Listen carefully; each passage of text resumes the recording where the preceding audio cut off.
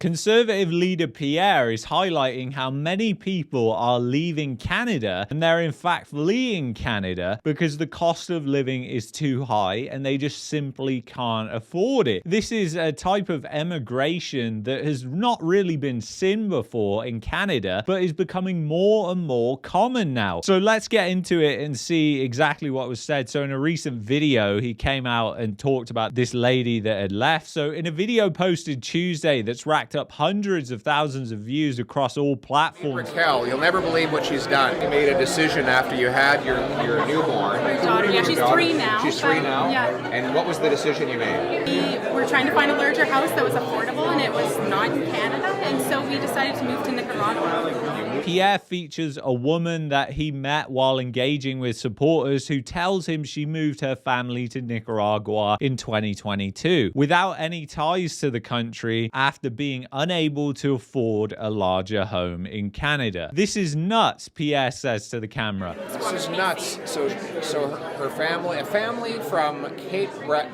fishing family, can't afford to live here. It used to be that people would flee from countries like Nicaragua to come to Canada, but now people are actually fleeing from Canada to go to Nicaragua because they can't afford 9 years of Justin Trudeau. Now, you have to really ask the question, is that meaning that he's going to suddenly get in charge and change everything? Probably not. But he does bring up a good point, which he's good at doing, which is about more and more people that are leaving and they're looking for the door to leave if they can and are in a position to leave. But it's also highlighting how even people on the lower incomes are just like, I cannot afford to live here anymore. I've got to go somewhere else. I have no choice. And they're going to other places. Now, it's really interesting because we saw another article that came out, this one from City News, which was about another Ukrainian family that is saying that they're thinking about leaving Canada. Now, I will highlight the guy's got 8 kids, so that obviously does make the financial burden that he has to deal with way higher than a lot of other people. But still, this is the second story that we've come across like this, so it's likely not an isolated case. People actually fleeing war-torn countries are reconsidering their choice of coming to Canada because when they look at what they're bringing in income and then they look at what's happening with their expenses, they're like, it's impossible to live here. And think about it. Ukrainians are not coming from a country where everybody was in debt like Canada. So they are looking at that and thinking, how on earth do you afford to live, guys? What's going on here? But the reality is that Canadians afford to live this way because they take on a massive amount of debt, whether it's home equity, whether it's credit card debt. We've seen credit card debt that is absolutely exploding, and we're going to be covering on the video tomorrow the absolutely exploding amount of credit card debt and credit default. So anyway, let's get into this story a little bit and see what's going on. So a Ukrainian family that came to Canada to escape the war is having second thoughts about their new home because of the economic situation. They're in Quebec, just outside Montreal. They like it here, but it's just a question of money. Family friend Oleg, I'm not even going to bother trying to pronounce that. I'll butcher it. They wanted to move to Canada. It was an opportunity for them. The family is facing financial difficulties and struggling to make ends meet. They feel they will have no choice but to leave Canada altogether. And it's just more and more people are feeling the exact same way, where they feel like they have no choice but to leave because nobody can afford the cost of living here. It's like I said, what you're bringing in and what your expenses are just make no sense for most people in Canada. Now, I'm not necessarily talking about you, so you might be in a better situation like that where you can afford the niceties of life, but I'm just saying predominantly for the most part of the people that come to Canada, they are very, very poor and are basically just living in poverty by Canadian standards because most of them earn about 50 to 40% less than the average wage in Canada, which is not that high anyway. So anyway, let's get into what's going on with the Bank of Canada. So the rate meeting is approaching. Lots of people saying it's going to be a cut. Some people saying that they're not going to do anything. anything. I've told you my thoughts on this, but let's actually dig into what the Bank of Canada has said, and then you can kind of draw your own conclusions from that. So this report from the Hill is interesting. So they put that slow growth is, of course, what the Bank of Canada is looking for as it tries to wring inflation out of the system without driving the country into recession. As I've said, without the immigration number, the economy would already be in recession. I mean, so much of the growth that we've seen over the past couple of years, and we haven't seen much growth, I will highlight and add, has been because of the immigration that has come in, the massive amount of immigration. It's just constantly coming, and it's very temporary growth that you're getting there. And once word spreads that there's no jobs here, etc., then obviously that will eventually come to head. So high shelter inflation is the single biggest factor preventing the Bank of Canada from achieving its 2% inflation target. TD Bank economist James Orlando noted in a recent report, mortgage interest costs are rising at the fastest pace ever, while rents have soared alongside low vacancies. This has shelter inflation running at 6.2% year over year, given its huge 30% weighting within the CPI. And then let's get into Canada rent inflation just to show you on a historic chart how high this really is. So when you break this down and you look at rent inflation in Canada, it has absolutely skyrocketed, and you just have not seen it stop. And just to give you some more historical context, guys, this started rising in 2021 here. So interest rates were low back then. So for anybody saying, oh, this is all just because of interest rates going up, I beg to differ on that. I think it's more of a question of the high amount of immigration and the lack of rental supply for all that immigration. It's driving up the amount of people living in rental properties, and it's also driving up rent prices massively. Now, of course, mortgage interest rates have an influence over it, but it's a free market at the end of the day. So supply and demand is really what's dictating rent prices. It's not that, oh, because somebody's mortgage went up in price, they can basically just justify that and increase the rent. It doesn't work like that in a free market, as much as people would lead you to believe that's the case. And I think most people kind of come to that conclusion because they want interest rates to come down, and they think interest rates coming down will just mitigate the problem of rent inflation. But I don't even think the Bank of Canada is that stupid.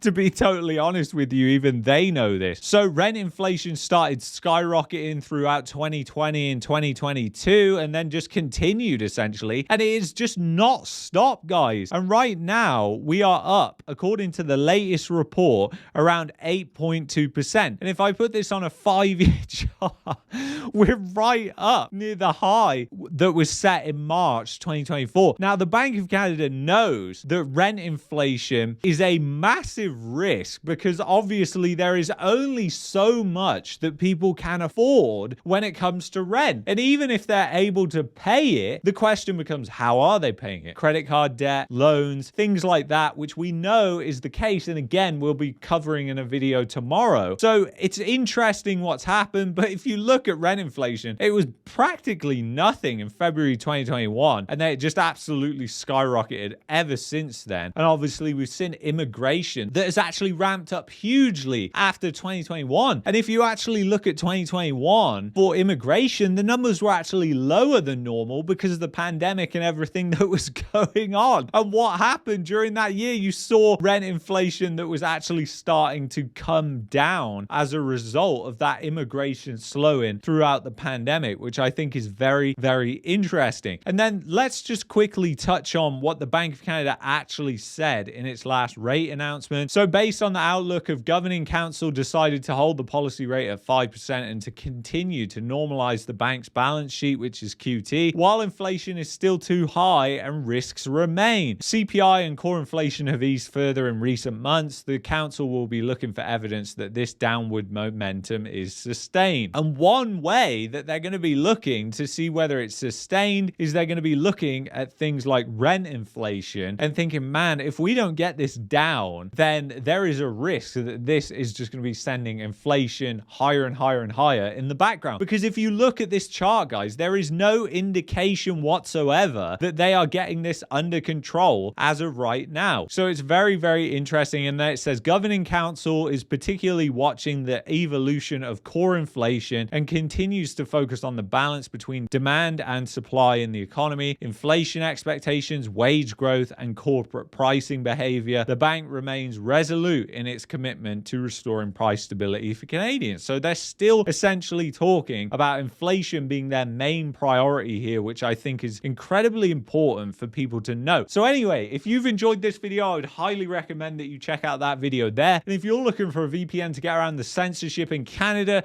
go to expressvpn.com/marketmania. That's the VPN that I use. I will see you in the next one. Take care.